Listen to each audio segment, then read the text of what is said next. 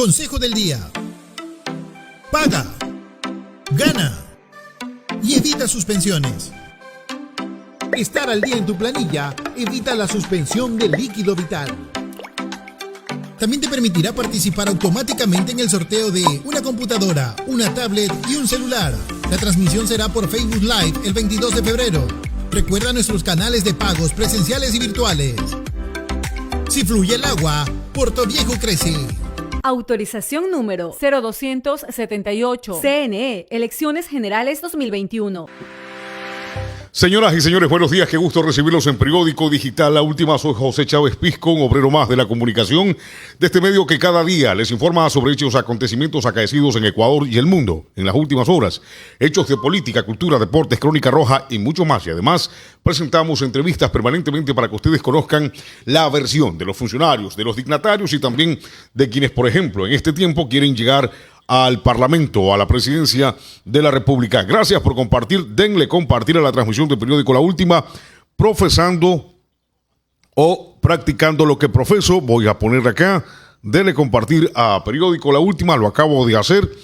Y ahora sí, más amigos míos, más conocidos se enterarán de lo que pasa en Ecuador y el mundo a través de esta información. Tenemos datos importantes. Atención, señoras y señores, hoy les tenemos un menú de declaraciones de Abdalá Bucaram, en las que se refiere al asesinato de la israelita dentro de una cárcel de Ecuador, a la situación política y el apoyo que ahora aparentemente le está brindando a Andrés Arauz, el candidato del correísmo, así como también la situación difícil que vive la comunicadora Dayana Monroy, la periodista Dayana Monroy, luego de haber sido denunciada por Abdalá Bucaram.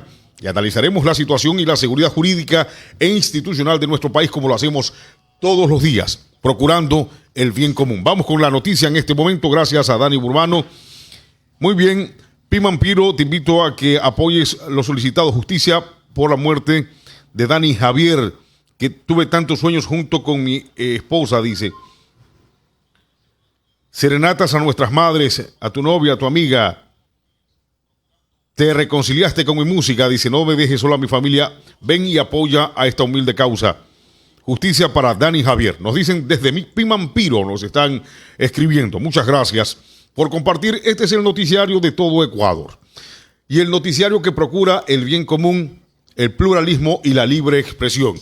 Por lo tanto, más allá de las diferencias que nosotros sostengamos o mantengamos con cualquier tipo de pensamiento político o línea editorial, respetando el hecho que cada quien o cada medio tiene su conducta y debe responder por ella, desde el punto de vista de la seguridad como ciudadanos comunes y corrientes, desde el punto de vista de comunicadores, de la gente que pone el rostro frente a las cámaras, vamos a ser solidarios siempre con quienes tienen y practican esta actividad, que es de mucho riesgo, y hoy ustedes ecuatorianos lo acaban de conocer. Javier Alejandro, hola, soy de Alamor, Loja. Muy bien, gracias a la gente de Loja que también se conecta. Podemos mantener muchas diferencias en tantos aspectos, pero el respeto a la vida es fundamental.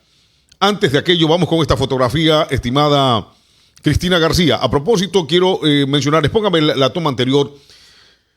Quiero decirles que nuestro medio de comunicación se nutre del trabajo de gente muy joven, gente muy preparada. Ella es nuestra coordinadora, jovencita, coordinadora de Desayúnate La Última, Cristina García. Y hoy, en reconocimiento a esa labor que a veces ustedes notan, pero que no saben quién está detrás de ello, aquí la conocen. Cristina García está en pantalla precisamente. Gracias, Cristina. Ahora vamos a ubicar la fotografía para graficar lo que vamos a hablar.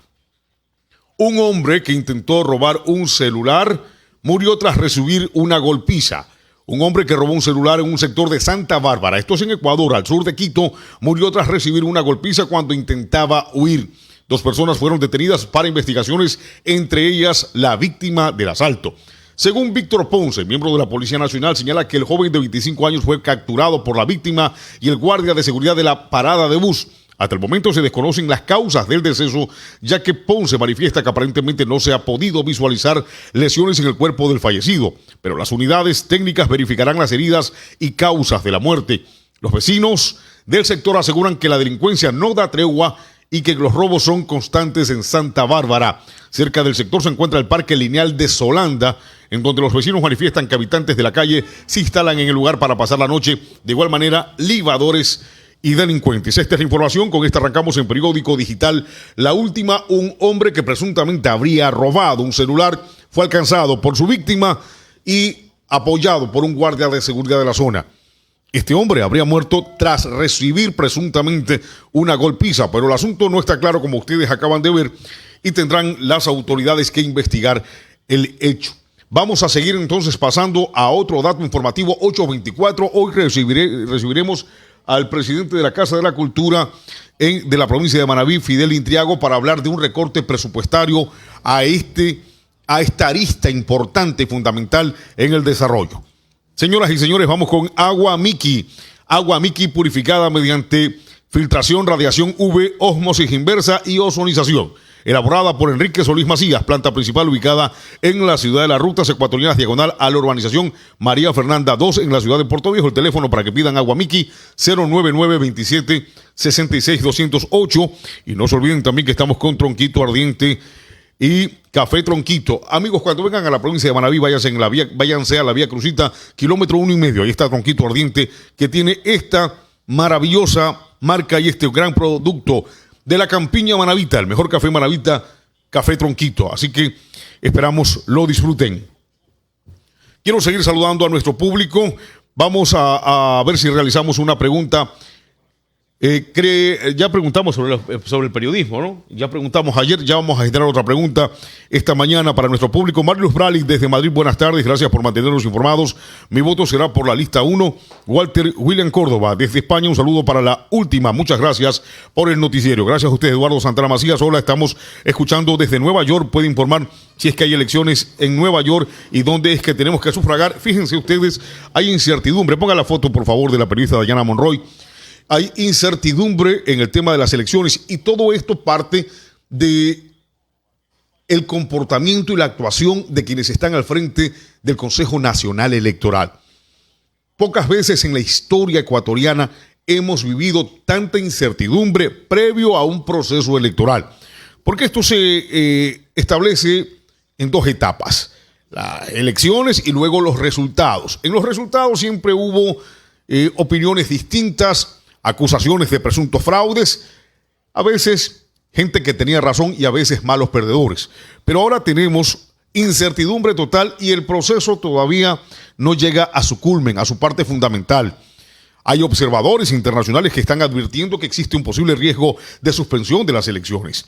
Es lamentable y triste que los dueños del Estado ecuatoriano o quienes componen el Estado ecuatoriano, que somos los ciudadanos, no tengamos la claridad o la certidumbre de saber si en alguna parte del mundo, en nuestro país, vamos a votar con tranquilidad.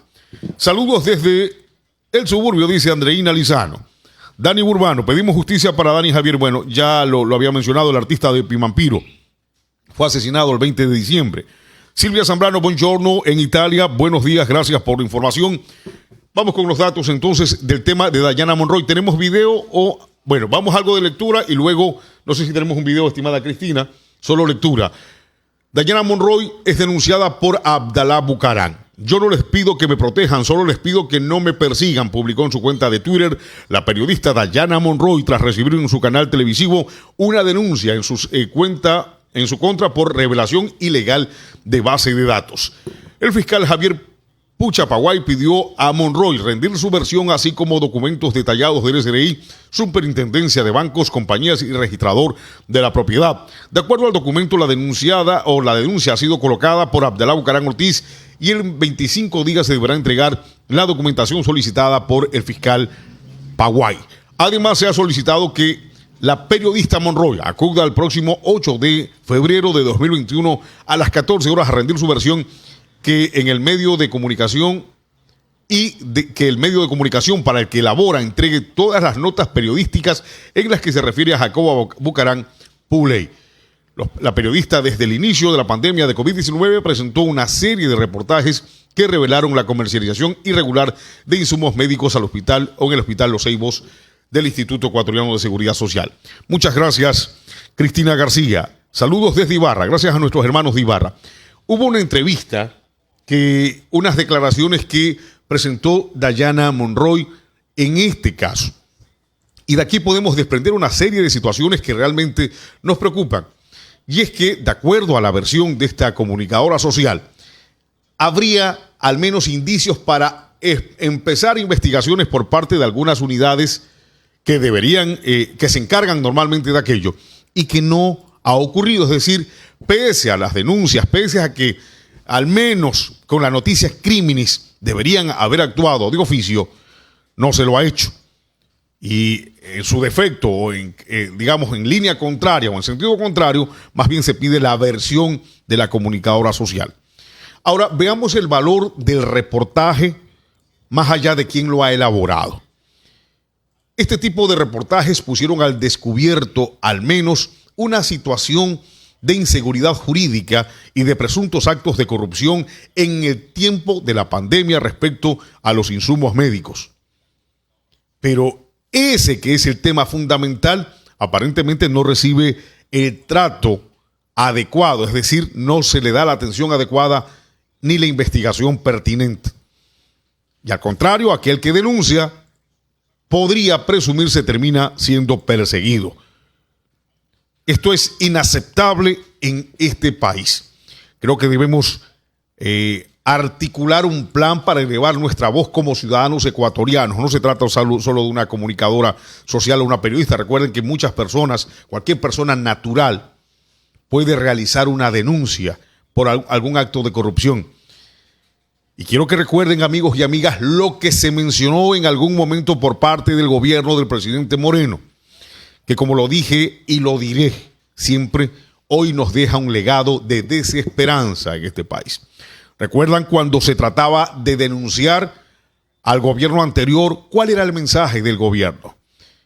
Que le iban a dar seguridad, protección a aquellos que realicen denuncias de los actos de corrupción cometidos en aquel tiempo. Ese es un mensaje y se los puedo demostrar con fuentes bibliográficas o videos, cómo se decía que había que denunciar, porque recuerdan que el mensaje era la lucha contra la corrupción. Hoy, aquellos que han criticado frontalmente la corrupción están siendo perseguidos y algunos en riesgo total de su vida. Entonces ese mensaje, queda claro, no obedecía a un pensamiento, a un deseo real. Escuchemos estas declaraciones de la comunicadora social Dayana Monroy realizadas en un programa en la ciudad de Quito. Escuchemos, por favor. Negativo. Esto ha resultado de alguna manera fácil, para ponerlo entre comillas, conocer, investigar, indagar lo que estaba ocurriendo. Dayana, buenas noches. Muy buenas noches, Andrés. Yo coincido con Paulina con varias cosas, ¿no? Cuando ella dice que no ha sido silencioso y ha sido grotesco. Es verdad, dentro de nuestras investigaciones, pese a que yo comencé a hacer esta investigación y nuestro equipo, el primer reportaje que publica es en septiembre del 2018, ya hablando sobre sobreprecios. Allí, el ex gerente del hospital, Luis Jairal Zunino, ex gerente del hospital Teodoro Maldonado Carbo, ya nos decía: yo tengo el aval del Servicio de Compras Públicas. Aquí no se ha hecho ninguna contratación sin el aval del Servicio de Compras Públicas. Esa es mi máxima defensa. Esto último lo dijo literal. Nosotros íbamos entonces al Servicio de Compras Públicas a ver qué pasaba y siempre la respuesta de ellos fue: estamos investigando, estamos investigando, estamos investigando, una y otra vez. Nosotros observábamos cómo en el 2018, que es un año donde realmente, y voy a usar la palabra porque mi investigación y la investigación de mis compañeros lo dicen así, se llevaron el dinero de una forma descarada a través de convenios de pagos en ese año. Ya no observábamos en nuestras comparaciones que el sobreprecio era del doble, ya era del triple. Y nos quedamos realmente bastante sorprendidos cómo simplemente cotejando información entre unos y otros, veíamos que habían subastas donde, pese a que el Servicio de Compras Públicas decía que no existía vinculación, algunos eran hermanos. Pese a que las compañías no tenían los mismos nombres, eran los mismos accionistas. Ese tipo de cosas ya no fue haciendo entender que la estructura posiblemente no quedaba únicamente en lo que corresponde al interior del hospital, sino que ya era algo mucho más grande que nadie quería ver. Hay un sinnúmero de reportajes, yo me imagino, y contabilizándolos rápidamente, una veintena de reportajes ya hablando sobre el tema, ya alertando y diciendo que algo pasaba. La respuesta que daban las autoridades una y otra vez era cambiar al gerente pero la estructura seguía estando allí. Y no sabemos si durante esta conversación sigue estando allí, Andrés. Esto es que nos ven la cara de bobos. Entonces, uno diría, los delincuentes perdieron la vergüenza, las oficinas públicas se convierten en cómplices, esa fuga en la avioneta resulta casi chistosa en el sentido de que, a pesar de la tragedia, por cierto, pero chistosa en el sentido de que cambian la matrícula, el propietario dice que se han robado la nave. En fin, todo esto conduce a pensar que efectivamente nos ven la cara de bobos. Dayana, por favor. Sí, y yo creo que es la oportunidad de los organismos de control de demostrar que no nos van a ver la cara de bobos para siempre. El periodismo está haciendo lo suyo y está demostrando con documentos lo evidente. Lo decía antes uno de los panelistas. Llama la atención cómo ellos crean partidos políticos, en el caso del asambleísta Daniel Mendoza, por ejemplo. En el caso de Daniel Salcedo, tiene bienes, fotografías con esos bienes, a la UAFE no le llama la atención. No le llama la atención a nadie la forma en la que existe esta estructura y que de a poco se va mostrando. Está también el ex asambleísta Abdalá Bucaram Puley, tiene una hacienda, nosotros mostrábamos aquí sus bienes. ¿De dónde? Los ciudadanos se hacen esas preguntas. Nosotros como periodistas también nos hicimos la pregunta y creo que es hora de que los organismos de control nos digan: no les están viendo la cara de tontos o les vieron las caras de tontos, pero esto ya va a parar. Es momento, porque los ciudadanos sí quieren respuestas a todas estas preguntas que como periodistas nos hemos planteado y que muchas de ellas no nos corresponde responderlas, porque no es nuestra tarea es mostrar lo que descubrimos con documentos. El resto lo tiene que hacer Fiscalía, lo tienen que hacer los jueces, pero también hay que pedir explicaciones a aquellas entidades que no han hecho lo que correspondía durante todo este tiempo y que nos ha dejado frente a este escenario que, como lo decías, Andrés, ya parece incluso hasta de película. Se fueron estructurando estas redes, estas mafias. Usted en las investigaciones que ha trabajado puede advertir que hay estos núcleos de mafias, de personas, de grupos que están manejando la corrupción, por favor. Sí, por supuesto que sí. La red es evidente, existe, ¿no? Y yo siempre la llevo al tema hospitales, que es donde me metí de lleno a investigar. Incluso desde las órdenes de compra salían tan bien hechas. La lista era tan perfecta para que solo pueda poder participar un proveedor en todo el país. Estaba todo tan bien estructurado para que eso se dé y al parecer nadie se dio cuenta. Dentro de las comparaciones, yo siempre comparaba con las multinacionales que vendían el producto con un precio muy por debajo del que lo estaban comprando y se observa que realmente el sobreprecio es escandaloso y siempre yo pensaba y decía, ¿por qué no se le compra directamente al proveedor? Pues sencillo, porque la estructura está hecha de esa forma. Y para ponerle cifras a todo lo que estamos hablando, recuerdo, y dentro de una de nuestras investigaciones, y solo me voy a centrar en un hospital, en el Hospital Teodoro Maldonado Carbo. En 4 años se designó 414 millones de dólares para comprar medicinas e insumos. 200 millones eran sobreprecio. Ahí más o menos podríamos entender la cantidad de dinero que en un solo hospital podrían haber manejado, y ahí concluyo la idea en lo que me preguntabas precisamente, Andrés. Dinero para poder coimar existe. Dinero para que la estructura siga funcionando existe. Lo que nos falta descubrir es hasta dónde llegaba esto. Una vez más lo repito, pese a sonar repetitiva, y también las personas les duele un poco más que estemos hablando del tema salud y del tema IES, porque nos han dicho una y otra vez que el IES está arruinado, pero probablemente no está arruinado. Muchas gracias por estar pendientes. Esta parte resulta muy interesante para aclarar, para pedir a los ecuatorianos mayor nivel de reflexión y razonamiento respecto a la situación real de nuestro país. Esto es fundamental. Nosotros hicimos una defensa ya a la línea comunicacional, a aquellos que trabajan investigando, y que el Estado debe garantizar la vida, la tranquilidad de ellos, pero no con presencia de policías alrededor. No es decir, no es tranquilidad total para un comunicador social estar escoltado por 4 policías permanentemente. La presencia policial como escolta significa que su vida está en riesgo, por lo tanto usted nunca va a estar tranquilo. Lo importante, lo que tiene que garantizar el Estado a través de un sistema integral de seguridad, es que ese comunicador social o cualquier ecuatoriano pueda circular solo, sin ninguna protección, escolta policial, guardia de seguridad. Allí realmente estaremos en un país seguro. Hasta tanto no. La reacción de la escolta policial para Dayana Monroy significa que el país es inseguro. Pero hay otro tema importante que quiero abordar, y yo le decía, ya mismo lo repetimos a partir del minuto 5:20, estimada Cristina García, que nos acompaña esta mañana, cuando ella se refiere al Hospital Teodoro Maldonado Carbo. La comunicadora social habla de que en un año se destinaron 414 millones de dólares y que, de acuerdo a su entender, 200 millones serían sobreprecio. Y hace hincapié en algo fundamental, y es aquí donde les digo yo, tenemos que reflexionar sobre lo que nos están diciendo algunos. Ella dice, se pregunta, que cómo es posible que nos digan que el IES está quebrado cuando puede, a través de compras, llegar a un sobreprecio de 200 millones de dólares.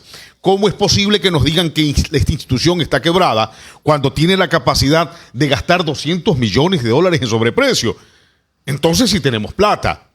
¿Cómo es posible que nos hayan vendido la idea de que este país está quebrado, que se robaron 76 mil millones de dólares, cuando tenemos la capacidad de gastar 500 mil dólares más porque las papeletas no las imprimieron bien, producto de los errores del Consejo Nacional Electoral?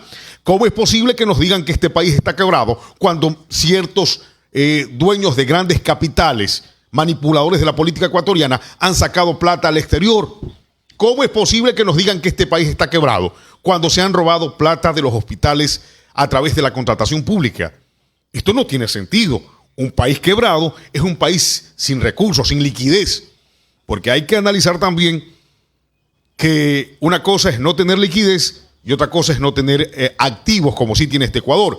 Entonces, ¿qué es lo que quiero decir? Que de pronto no tenemos, lo voy a poner un ejemplo para indicarlo rapidito. Vamos a suponer, yo no cargo $1 en este momento en mis bolsillos.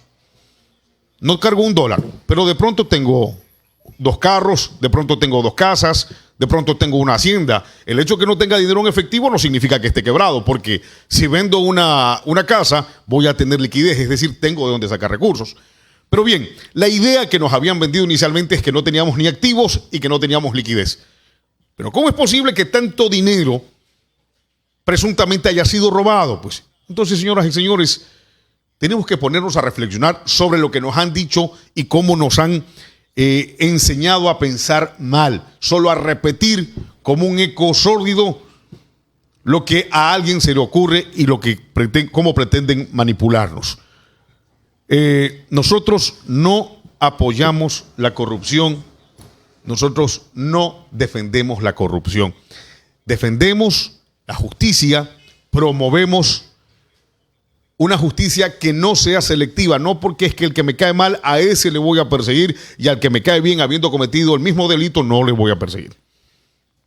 Estas declaraciones de la comunicadora social Dayana Monroy nos dan la oportunidad de defender la causa de los comunicadores sociales y nos dan la oportunidad de aclarar la situación o desmentir esos cuentos chinos que nos han pegado de que este país ha estado en la ruina total, que hay recesión económica, que ha habido mal manejo económico, que algunos se han llevado la plata.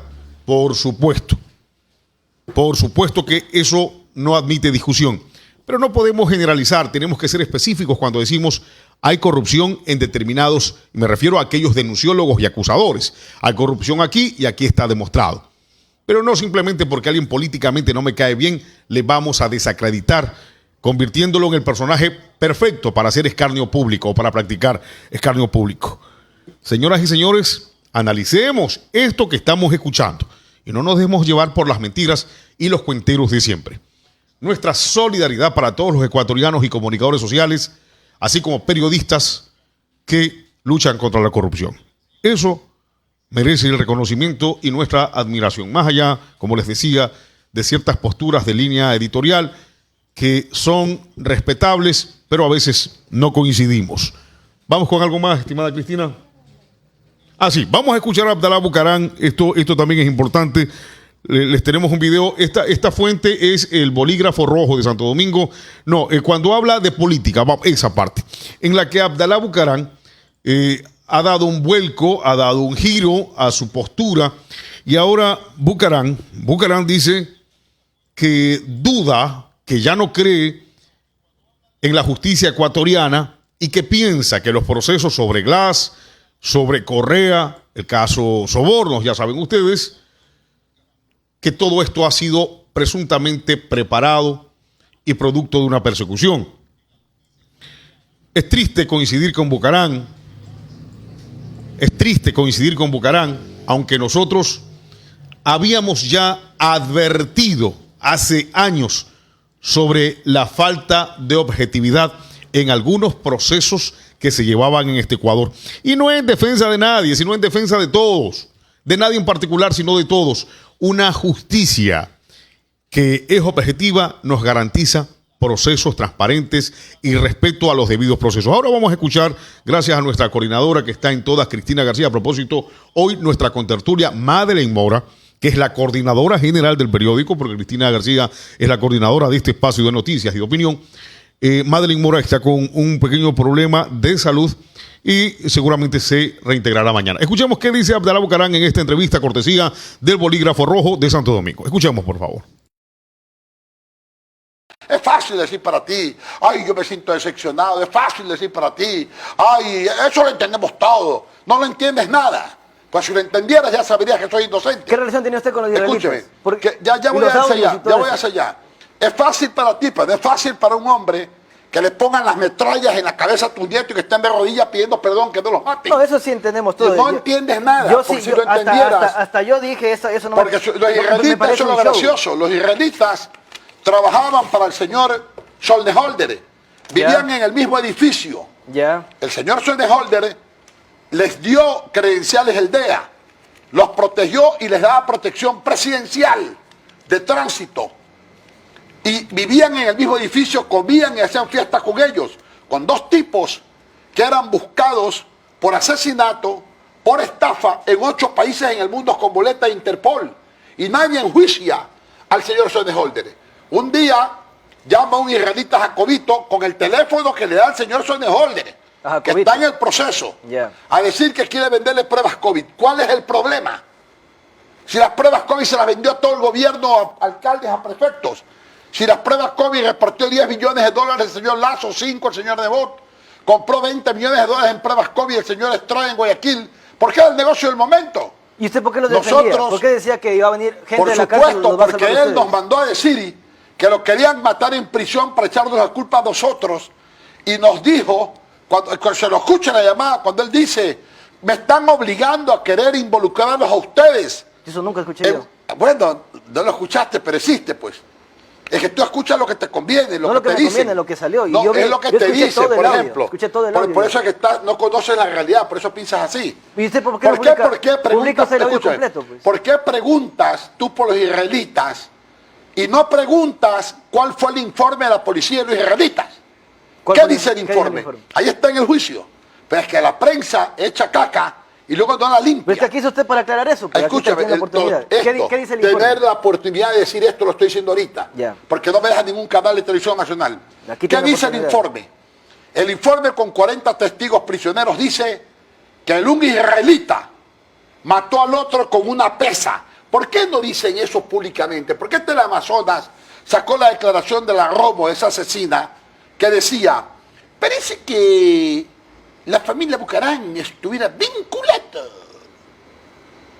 al caso este? ¿Por qué no dicen ahora que ya el caso está resuelto, que los Bucaram no están acusados y que un israelita mató al otro y que en el caso está que el jefe de ellos era el señor Solnejolder? ¿Por qué tener a mi hijo acusado de traficante, como lo trajeron de Panamá, de traficante? Pero no dijeron que era traficante de piezas arqueológicas, de lo que fue absuelto. Dijo traficante y engañó a Colombia. Pensaron que era traficante de drogas. Pero claro, como la prensa no aclara, como cuando dijeron que habíamos puesto una bomba entre el Amazonas, ya están presos los 3 que pusieron la bomba y no era Bucaram. Pero ¿y quién limpia el nombre de lo hecho? ¿No dijeron acaso que el esloveno era? O ¿sabe qué es lo que sí me parece? O sea, el esloveno que lo mataron, cuando lo mataron, y él decía, y cuando lo mataron, y la esposa gritaba, Bucaram, en su idioma decía palabras parecidas de Boy Bucaram, y decían que era Bucaram. ¿Por qué no dicen que eran traficantes de drogas quienes lo mataron? ¿Por qué no lo aclaran? ¿Por qué no aclaran que el israelita, el uno lo mató al otro? Es una pregunta graciosa, porque es increíble la prensa, ¿no? me preguntó a mí 20 años, pero ¿por qué no se defendió? ¿Por qué permitió el golpe de Estado? O sea, le preguntan a la víctima. No le preguntan a Nebot. Pero su pana Lucio, también lo votaron y vino y dio la cara y se mamó 6 meses de cana y ahora camina libre por nosotros. Sí, porque Lucio no representa a nadie. Si yo caigo un día en prisión, yo caía muerto, porque tú no has escuchado los cassettes que yo he escuchado. Así como puse el cassette de Nebot y Verduga, donde se repartían el poder y decían, joramos a este señor, sigámosle juicios especulados. Entonces ya sabes que los juicios fueron inventados, porque él dio la orden y se repartieron el poder. Lucio es un político sin integridad, porque siendo un amigo no sabía defender a Bucarán. Si a Nebot le hubieran hecho el allanamiento que ahí le hicieron, si a Hurtado, a Borja, a Correa le hacían ese allanamiento, yo iba a la casa de ellos a protestar y a ser solidario. Porque ha sido un hombre bravo con Lucio usted ahora. Así como protesto, no, me ha decepcionado. A mí sí me ha decepcionado. Por ejemplo, yo protesté porque no les dejan ser candidatos Novoa. Protesto porque no les dejan hacer campaña Correa. Y es mi enemigo político el uno. Y yo, sin embargo, protesto porque soy un hombre de honor. Aquí hace falta integridad. Aquí se acusa a los inocentes y están libres los culpables. ¿O qué social cristiano ha sido acusado en los últimos 70 años? Me mataron 40 hombres en la lucha política, Payano. Me mataron 40 hombres, el doctor Luis Medina. Abogado, usted en Radio Sucre decía cuando recién llegó de Panamá, decía, Correa es narcotraficante. Bueno, yo tengo mis acusaciones, pero te quiero decir una cosa. Quiero ser muy honesto. Con lo que yo he vivido con este gobierno. Peor que lo de... Yo ya no creo absolutamente nada de las acusaciones contra Correa. Y no las creo porque... se retracta de que... No me retracto. Sencillamente, con lo que yo he vivido y con lo que sé que me están inventando y me están haciendo, me imagino que lo mismo le han hecho al señor Glass o al señor Vera. Y eso es producto... Pero su hijo acusó a Glass, pero su hijo lo mete preso. Bueno, estamos dudando seriamente el proceder del Poder Judicial, estoy hablando de la Fiscalía. O sea, ahora usted se retracta de que Correa sea... No estoy retractándome en ninguna declaración. Estoy dudando de los procedimientos legales que se siguen. Porque estoy viendo que cuando se trata de Bucarán y pedimos un arresto domiciliario, caen 20, donde el juez, caen 20 policías con metrallas y llaman las autoridades judiciales altísimas, el Consejo de la Judicatura, a amenazarlos con meterlos presos y destituirlos. Entonces, estoy pensando que el procedimiento legal contra ellos también ha sido forjado. Y más que nada, ya no es narcotraficante. O sea, tú quieres obligarme a retractarme y yo no me estoy retractando de nada. Yo he mantenido, o no me estás escuchando, parece, no estás concentrado, mijito. Te estoy diciendo que estoy dudando del procedimiento judicial de este país. ¿Pero qué tiene que ver con lo que le estoy preguntando? Muchas gracias, señoras y señores. Estas declaraciones que las hemos tomado como fuente y queremos agradecer al medio de comunicación Bolígrafo Rojo de Santo Domingo de los Áchilas, también nos permiten hacer algún razonamiento rápido. Me dicen que ya tenemos a nuestro invitado en la parte exterior de nuestro medio de comunicación. Habíamos otra vez, quiero reiterar ello, habíamos nosotros advertido que la búsqueda de la descorreización del país. Políticamente algunos tienen el derecho a pensarlo, pero lo que no se puede hacer es desinstitucionalizar el Ecuador en la búsqueda de afectar a un rival político. Y además, Abdalá Bucarán menciona ahora, obligado por las circunstancias, porque estoy seguro que Bucarán sabía que la justicia estaba siendo selectiva. Lo que pasa es que esto está teniendo un efecto Bucarán. Lanzaron el aparato sin pensar que tarde o más temprano que tarde, esto volvería como una ola, como un tsunami y arroparía a todos los que terminaron promoviéndola. Genera vientos, siembra vientos y cosecharás tempestades y cataclismos. Por ello decíamos, queremos una justicia proba, transparente y objetiva. Y es obvio y claro que, como decía hace un momento, triste coincidir con Bucarán, pero ahora él, por la fuerza de las circunstancias, tiene que reconocer que muchos de estos procesos no han tenido tanta claridad. Estos son los resultados de un país con una inseguridad jurídica reinante, con delincuencia galopante, con políticos con actitudes más histriónicas y circenses que responsables hacia su pueblo. Es casi un proceso de erosión al sentido común, al respeto a la norma y a la Constitución.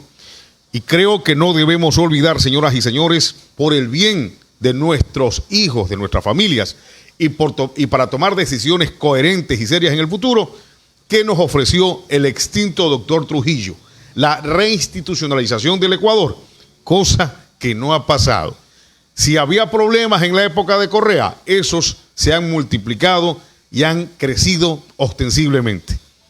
Y si había cosas buenas en la época de Correa, esas las acabaron con estas decisiones que se toman en la actualidad. Quiero indicarles, vamos con la doble pantalla, ya está en nuestros estudios, aquí acabamos el tema de comentarios y análisis políticos en periódico La Última. Vamos ahora, me voy a Che Cactus Grill Restaurant. Aquí tengo unos burritos que los puede disfrutar en la Río Amazonas y Avenida Manabí, Puerto Viejo, y también las costillas picantes que tanto les gustan a la señorita Madeleine Mora, coordinadora general de periódico La Última.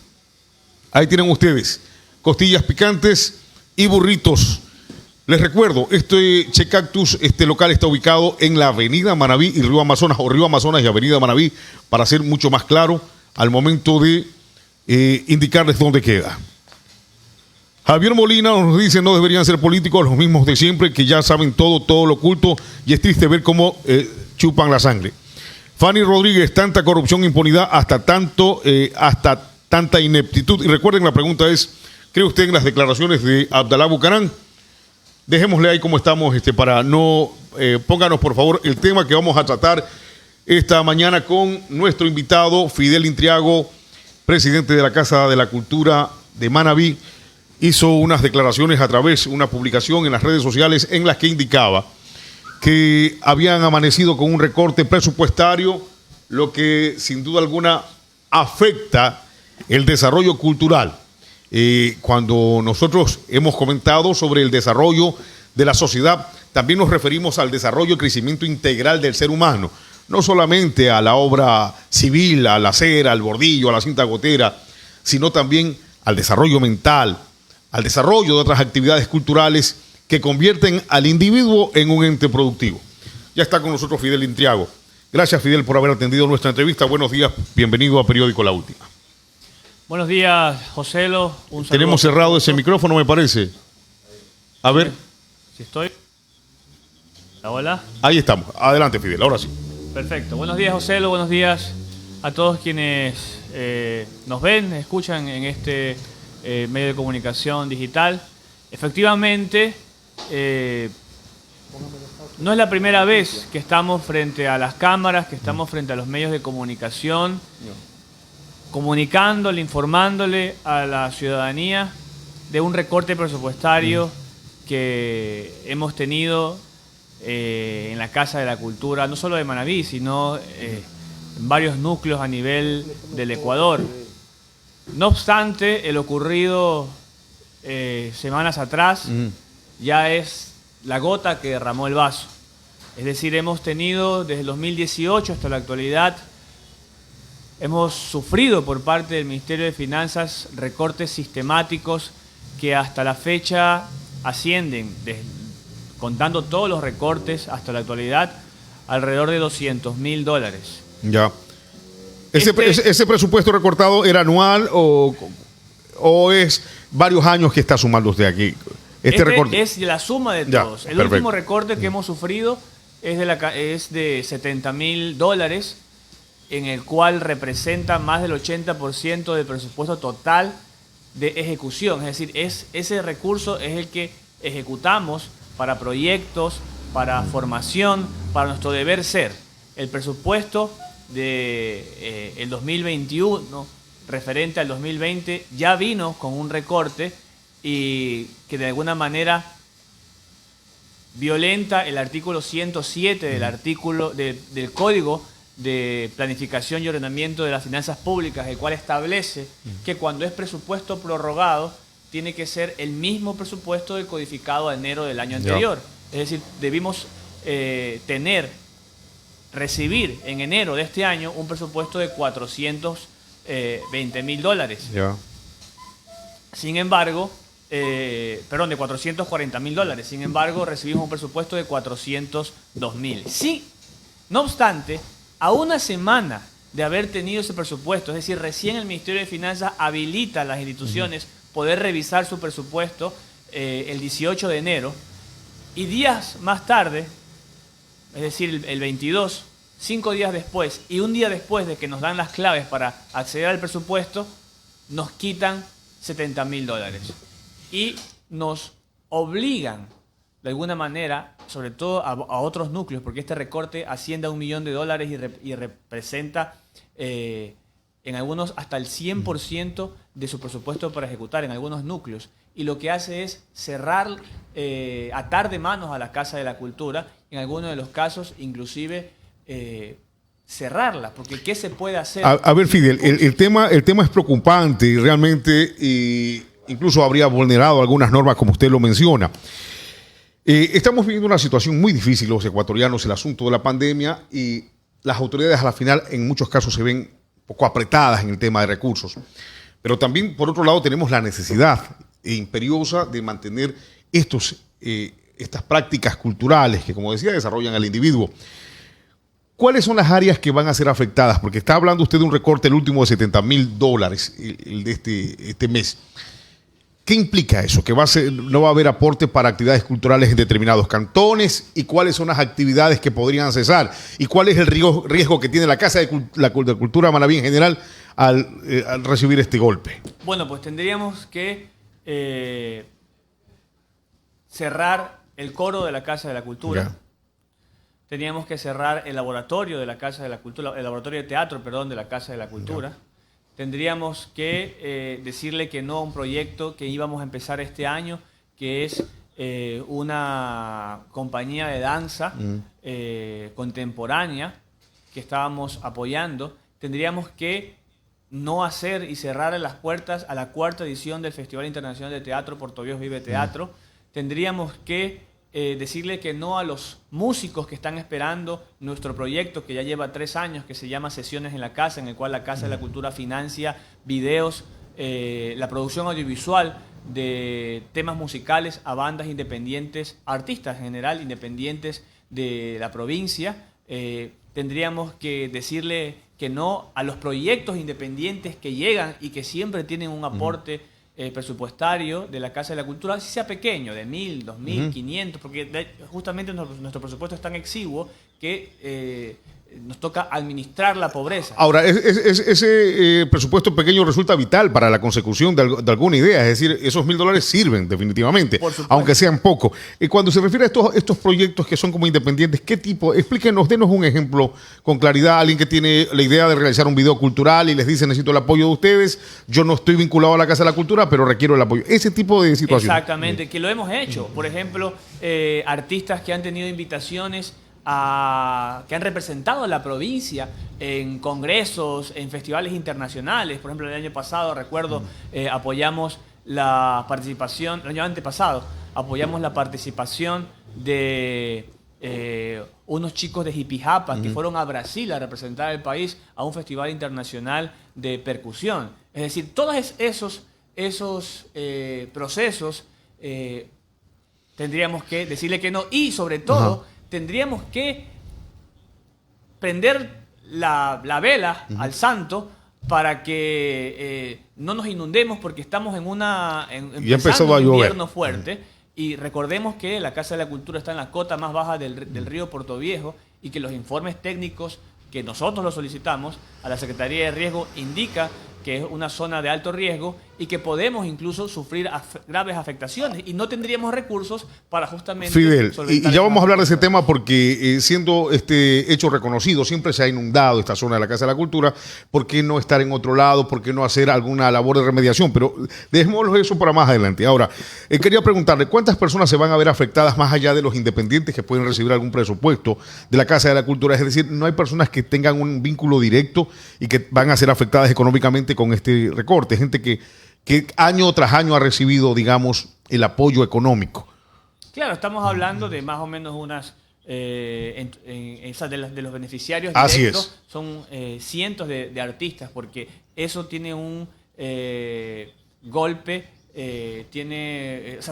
trabajamos con más de 100 artistas en diversos proyectos, y estos, por ejemplo, Sesiones de la Casa, que es una inversión en la cual nosotros financiamos la grabación de estos videos, pues bueno, eso mueve el motor de la industria audiovisual, porque quiere decir que tenemos que contratar a más de 10 personas para el tema del video, a más de 5 para el tema del audio, y luego toda la cadena productiva que se mueve, porque la cultura es una cadena productiva y cada arista del arte tiene su cadena de valor específica, porque no es lo mismo hacer una película que hacer una obra de teatro o hacer un libro. Entonces intervienen diversos actores que al no poder iniciar estos proyectos, pues esta cadena se rompe y no permiten que elaboren cientos de artistas. Y ahora, para los artistas que están vinculados a la Casa de la Cultura, que han tenido el apoyo permanente, este es otro golpe, porque producto de la pandemia, de las restricciones,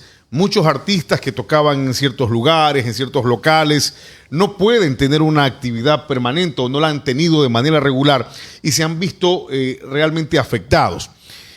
Y luego está la contraparte de este nuevo golpe a través de la Casa de la Cultura. Entonces el mundo artístico es uno de los más golpeados, lamentablemente. El mundo cultural es uno de los más golpeados en Ecuador. ¿Hay alguna posibilidad de que se revea esta situación, esta decisión que ha tomado el Ministerio de Finanzas? Ustedes han hecho ya llegar, ha elevado su voz de protesta. ¿Qué les han respondido, Fidel? Hasta ahora lo que hemos tenido una respuesta verbal del Ministerio de Finanzas. Le ha respondido al presidente de la sede nacional de la Casa de la Cultura que no se van a devolver, que la intención es no devolver los recursos, sino de manera prorrativa según cada actividad se vaya haciendo, lo cual es de alguna manera una forma de dilatar, porque en tiempos de burocracia esto demora, y lo que creemos es que es una jugada para, por así decirlo, y como se dice comúnmente, tirarle el muerto a el nuevo gobierno que venga, porque recordemos que estamos en etapas cruciales de cambio de mando del país, y lo que creo que se pretende es que esta devolución ya la asuma quien sea que venga a partir de mayo del... Es decir, ustedes no tienen esperanzas en este tiempo, ¿no? Lo que vamos a hacer, esto es la respuesta que nos han hecho. Nosotros como Casa de la Cultura, porque insisto, hemos tenido una afectación de casi $1 millón a nivel nacional, y que en principio pedíamos un criterio en el cual no nos han dado un criterio técnico de esta reducción, pero sin embargo sí existe un criterio, o sea, hay un criterio centralista, porque resulta que a la sede nacional de la Casa de la Cultura, es decir, a Quito, no le quitan un solo centavo. Entonces, a todas las provincias somos afectadas por este recorte. Perdón, antes que me olvide, de no haber respuesta en los siguientes días, porque ya hemos enviado una comunicación, tanto el ministro de Finanzas, Mauricio Ponzo, y el día de mañana se va una comunicación dirigida al presidente Lenín Moreno Garcés, y de no haber una pronta respuesta, no descartamos, en primer lugar, generar una acción de protección, es decir, acciones legales, que ya hay un antecedente, por ejemplo, cuando le quitaron los recursos a las universidades y pusieron una acción de protección y tuvieron que devolverles. En ese sentido vamos a hacer lo mismo, y de no haber respuesta, no descartamos también acciones políticas, porque los artistas saben de la afectación y están esperando. ¿Cuál es el alcance de esas acciones políticas, Fidel? ¿Van a llegar a usted algo en paralizaciones, huelgas, plantones? Una propuesta que nos han dado los artistas es ir a Quito y hacer una especie de manifestación, de plantón, frente al Ministerio de Finanzas, para que de alguna manera se visibilice la afectación que estamos teniendo, porque claramente, lo dijiste, el sector cultural es uno de los más afectados en la pandemia. De hecho, ya hay cifras. Las recaudaciones, por favor, compártalas. A nivel hasta octubre del año pasado, lo que aporta, lo que genera económicamente al país, había un corte de a nivel de facturación, es 10% menos que lo que, por ejemplo, el turismo ha perdido. Es decir, el sector cultural ha perdido mucho más que lo que ha perdido, por ejemplo, el sector turístico. Yo hace poco me encontraba con un técnico de sonido de Fabricio López, de la compañía de Fabricio López, en el cual lo encontré siendo guardia de seguridad en un puesto de encebollados. Bueno, a buena hora que ha conseguido trabajo. Así es. Pero esto quiere decir que los trabajadores del arte y la cultura, que incluyen los artistas, los gestores culturales, los productores, los técnicos de los sonido, sonidistas, los técnicos de video, claro, los tramoyistas. O sea, son cientos y miles de personas que actualmente están haciendo otra cosa, que actualmente incluso algunos no han podido conseguir trabajo y que el Estado necesita tomar las acciones, tomar las políticas necesarias para que exista una reactivación de este sector que es productivo, que mueve dinero. El sector cultural, las industrias culturales y creativas actualmente, hasta antes de la pandemia, aportaban al Producto Interno Bruto del país el 1,8%. El 1,8%. O sea, a nivel mundial representa el 10% del Producto Interno Bruto a nivel mundial. Incluso en algunos países como Estados Unidos representa el 8 o 10% del Producto Interno Bruto de sus países. Quiere decir que no es como mucha gente que es un gasto, equivocadamente pretende que es un gasto, así es, o que los artistas viven del aplauso o de la música inspiradora. No, es un trabajo que, aparte de aportar al fortalecimiento de la identidad, que aparte de aportar al fortalecimiento y a la preservación de la memoria, de la historia del país y de revalorizar las cosmovisiones del país, también aporta y genera dinero a los estados de diversas maneras. En otras palabras, sobre 100.000 millones de dólares, 1.800 millones era lo que generaba el mundo artístico y cultural, que es una cifra interesante. Nos ha dicho 1.8, ¿verdad? 1.8. Del producto del PIB. Bien, del Producto Interno Bruto. No le han dado agua a Mickey, a nuestro invitado, Fidel Intriago, de la Casa de la Cultura de Manabí, que ha venido con la preocupación de este recorte. Ya vamos apuntando la parte final de nuestro noticiario. Se nos retrasó un poquito, pero hoy queríamos recibirlo de todas maneras, porque estamos interesados en defender la causa común, la causa de todos, la defensa de nuestros hermanos que están vinculados al mundo de la cultura. Y como lo acaba de decir el presidente de la Casa de la Cultura de Manabí, esto no es un gasto. Esta actividad dinamizaba la economía con un rubro de 1.800 millones de dólares por año, 1.8. Ahora hablemos del terreno, estamos de la zona, del área donde están ustedes. Estamos en una temporada invernal, pero no es la primera vez que están en riesgo de inundaciones. Ya se ha inundado este espacio. Fidel, siendo un hecho reiterativo, repetitivo, esto de las inundaciones, debe haber al final una idea de cómo resolver este asunto, ¿no? De cómo remediar, de cómo impedir que se inunde el área o a la final ir a otro lugar. Hay que tener, bueno, primero, antes que nada, haciendo un paréntesis, pidiendo disculpas por el retraso, estamos esperando una delegación del Consejo Provincial para hacer pruebas rápidas al personal de la Casa de la Cultura de COVID, porque es algo que tenemos que hacer, porque recordemos que nosotros sí estamos trabajando con actividades culturales presenciales. Perfecto. Dicho esto, hay que entender el contexto en el cual nosotros, al menos esta administración que empezó justamente en junio del 2017, tomó la Casa de la Cultura. Entonces nosotros llegamos con una Casa de la Cultura totalmente destruida por la inundación de abril de ese mismo año. Llegamos literalmente a retirar toneladas de lodo, bienes culturales que se destruyeron, la biblioteca se destruyó, 3.600 libros se los llevó el agua y el río. Entonces, pero ese panorama también incluía un año después del terremoto. Entonces no encontramos lugar a donde ir. Por lo tanto, la ciudad todavía seguía destruida. No había lugar a donde ir, por lo tanto tuvimos que seguir y adecentar los espacios en el cual nos encontrábamos. Ese es un buen punto para entender por qué no ha cambiado mucho la realidad, ¿no? Exactamente. Y ahora tienen el asunto de la pandemia, que también genera golpes económicos. Antes de la pandemia, ¿qué había pasado? Habíamos conseguido un terreno. ¿Dónde estaba? Que era el terreno de Senagua. Esto es en el centro de Puerto Viejo. Rocafuerte, Córdoba, Sucre y Morales, toda esa cuadra, 3.000 metros cuadrados, los conseguimos. ¿Bajo qué modalidad habían conseguido? Bajo la modalidad de comodato. ¿A cuánto tiempo? A 50 años, pero con un candado que nos puso Senagua de 2 años para conseguir el financiamiento.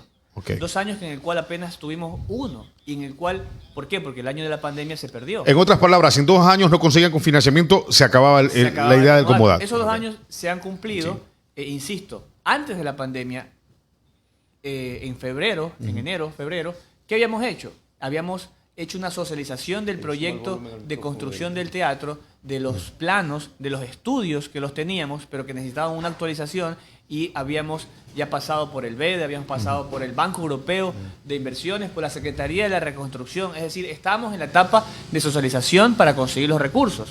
Entonces, ese año se perdió estamos ahorita solicitando al Ministerio de Ambiente, porque recordemos que Senagua ya no existe, de una revisión de ese candado que nos permita seguir con el terreno para tener más tiempo para buscar el financiamiento.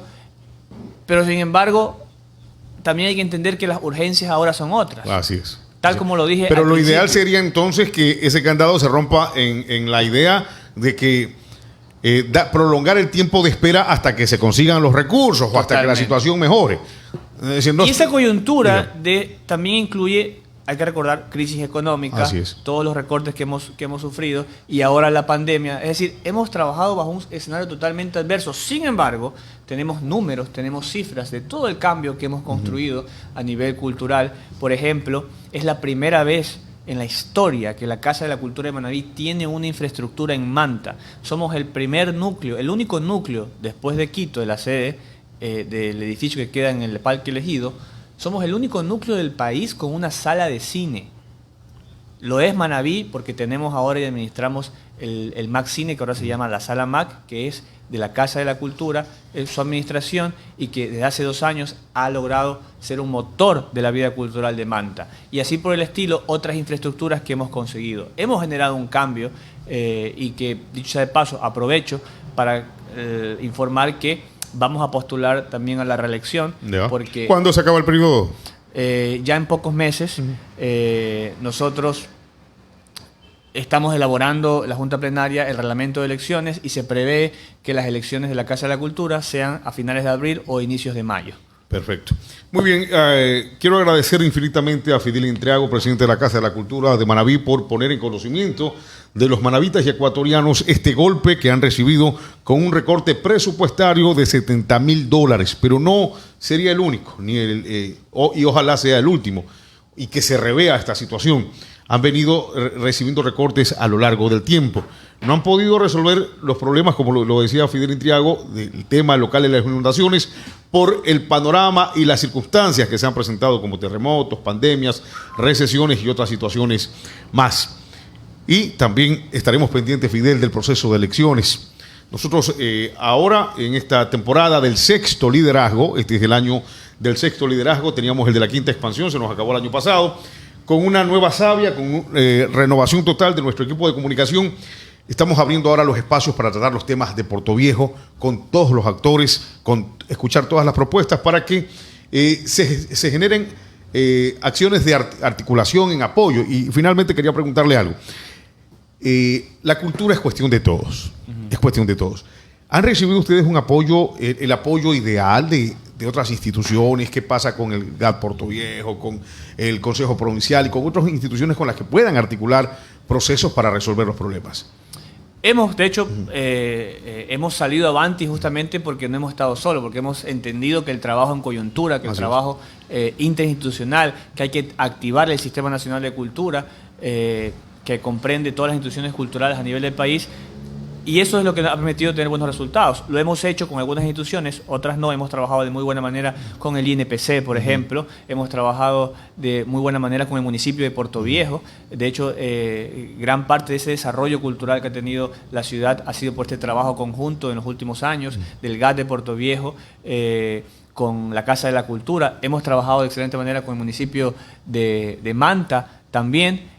Con otros municipios un poco menos, con juntas parroquiales, pero sobre todo hemos trabajado con el sector independiente, con los artistas independientes que trabajan y generan y son los que ejecutan las políticas culturales a nivel del país. Es decir, sí hemos trabajado lamentablemente, por ejemplo, el Consejo Provincial, que el cual hemos tenido algunas cosas puntuales, sin embargo, hay que entender, y a los artistas, a los gestores y a la ciudadanía los invito a leer cuál es el marco normativo que regula la cultura, en este caso la Ley Orgánica de Cultura. Ahí establece las competencias, qué competencias tienen los municipios, qué competencia tiene el ministerio, qué competencia tiene la Casa de la Cultura. Y, por ejemplo, esta ley no le da competencias directas a los gobiernos autónomos descentralizados provinciales, es decir, es facultativo. Así es. Entonces, si el gobierno provincial quiere, lo hace, y si no, no. Obviamente.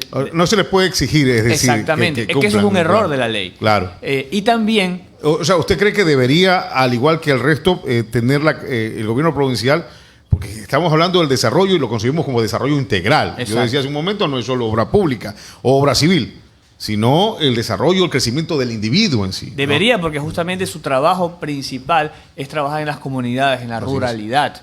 Y en esa ruralidad es que hay que potenciar las actividades. Y sería fundamental. Y eso acabaría con la marginación que han vivido nuestros hermanos del campo en todos los sentidos. Y también está el tema cultural.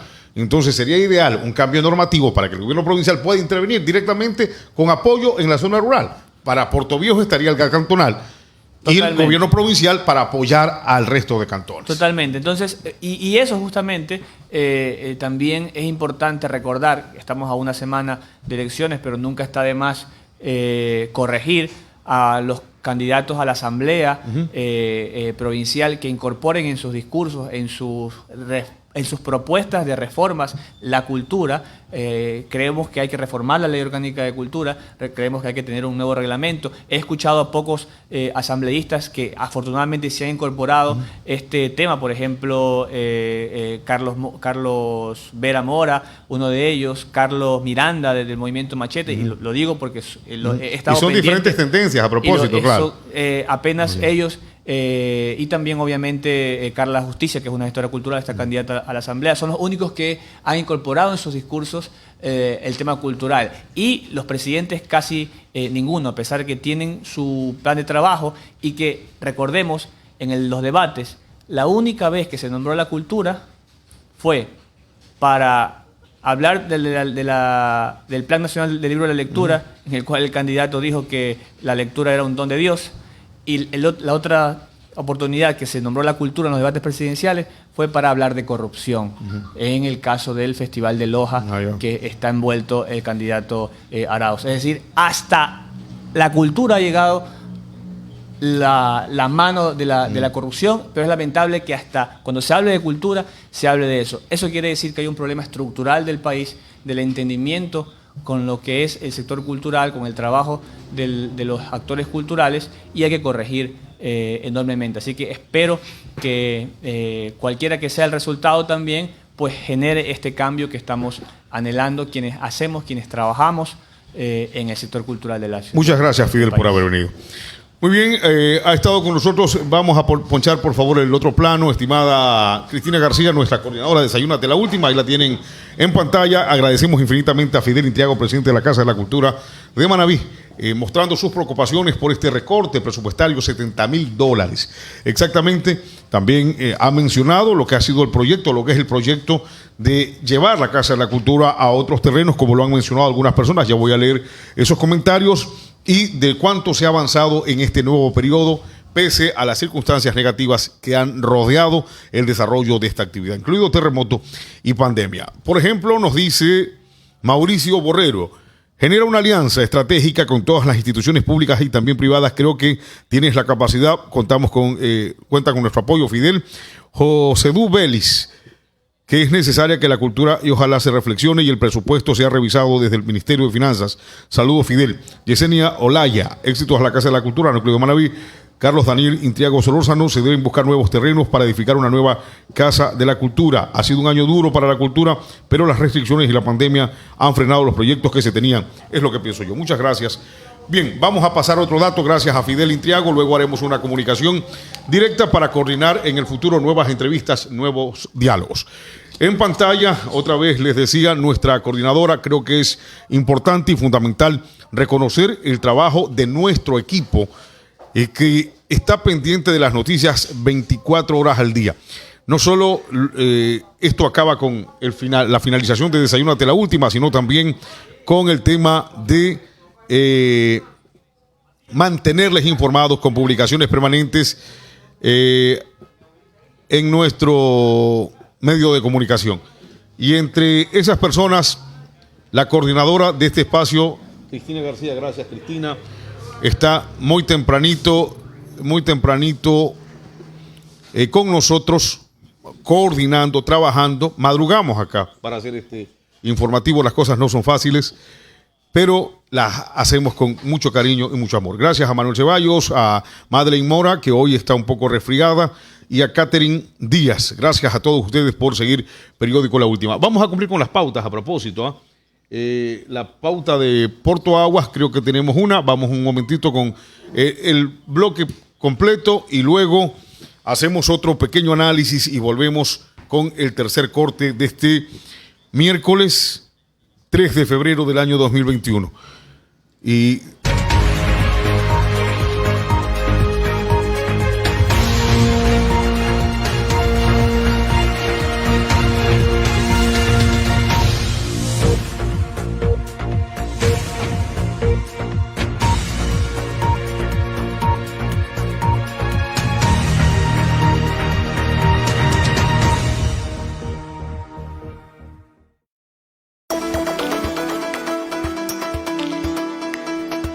Consejo del día. Paga, gana y evita suspensiones. Estar al día en tu planilla evita la suspensión del líquido vital. También te permitirá participar automáticamente en el sorteo de una computadora, una tablet y un celular. La transmisión será por Facebook Live el 22 de febrero. Recuerda nuestros canales de pagos presenciales y virtuales. Si fluye el agua, Puerto Viejo crece. Autorización número 0278. CNE, Elecciones Generales 2021. Que tu día sea tan perfecto como tu maquillaje. Yulisa Rezabala te dejará reluciente para cualquier tipo de ocasión. Su estudio está ubicado en la vía Santana, entradas al Becker. Contáctala al 096-060-5984 o por su Instagram, @YulisaRezabala_makeup. Parrillada Bar Restaurant. Coma rico, coma saludable y económico junto a nosotros. En un ambiente climatizado. Ofrecemos almuerzos a $2.50. Comida sana preparada por nuestros chefs. Atendido por el mejor personal con la más alta calidad y experiencia. Y por las noches, disfrute de nuestros asados en carne, mariscos, moros de lenteja y frijol. La Antorcha te atiende de 11 de la mañana a 23 horas. Tenemos un super local adecuado para todo evento social. Además, servicio a domicilio sin recargo. Contamos con un amplio parqueadero con guardianía privada. Dirección: Avenida Universitaria y César Chávez. Haga sus pedidos al. Además, búsquenos en las redes sociales como Antorcha Parrillada. estación de servicio Coactur. Combustible de alta calidad, triplemente filtrado. Atención esmerada las 24 horas al día. Ofrecemos gasolina eco y diésel y gasolina super a $2.20. Además vendemos repuestos para buses Hino, Scania y Mercedes al mejor precio del mercado. Llantas tubulares para buses y camiones y contamos con cajero Van Red. Los esperamos en el kilómetro 3,5 de la vía Manta. Estación de servicio Coactur.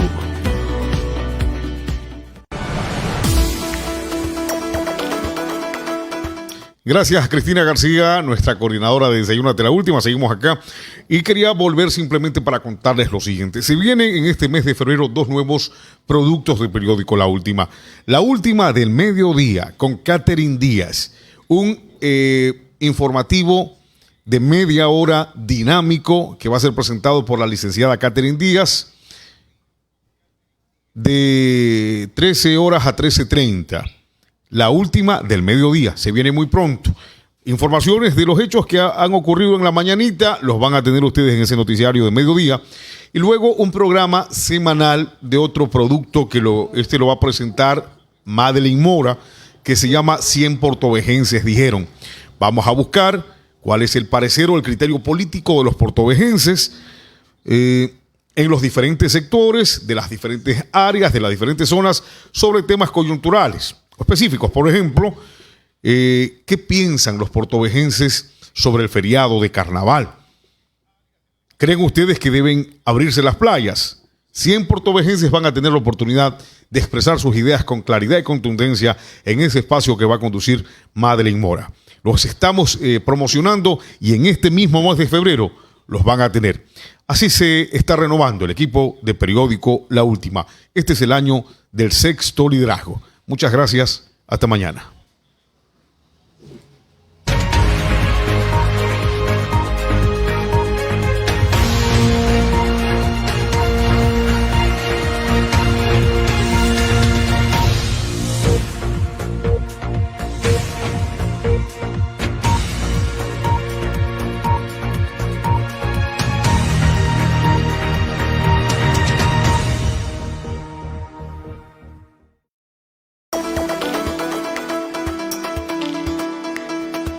Consejo del día.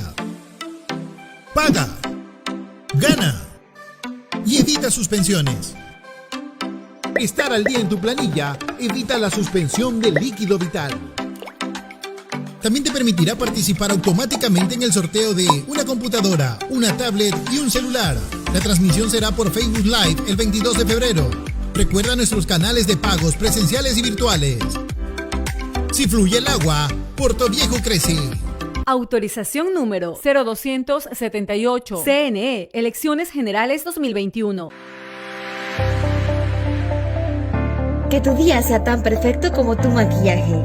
Yulisa Rezabala te dejará reluciente para cualquier tipo de ocasión.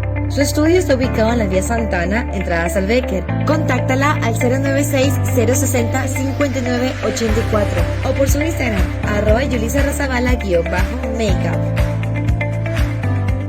Parrillada Bar Restaurant. Coma rico, coma saludable y económico junto a nosotros. En un ambiente climatizado. Ofrecemos almuerzos a $2.50. Comida sana preparada por nuestros chefs. Atendido por el mejor personal con la más alta calidad y experiencia. Y por las noches, disfrute de nuestros asados en carne, mariscos, moros de lenteja y frijol. La Antorcha te atiende de 11 de la mañana a 23 horas. Tenemos un super local adecuado para todo evento social. Además, servicio a domicilio sin recargo. Contamos con un amplio parqueadero con guardianía privada. Dirección: Avenida Universitaria y César Chávez. Haga sus pedidos al. Además, búsquenos en las redes sociales como Antorcha Parrillada.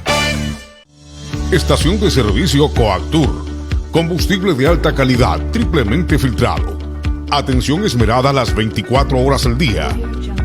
Ofrecemos gasolina eco y diésel y gasolina super a $2.20.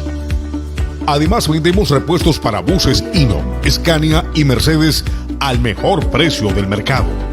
Llantas tubulares para buses y camiones y contamos con cajero Van Red. Los esperamos en el kilómetro 3,5 de la vía Manta. Estación de servicio Coactur.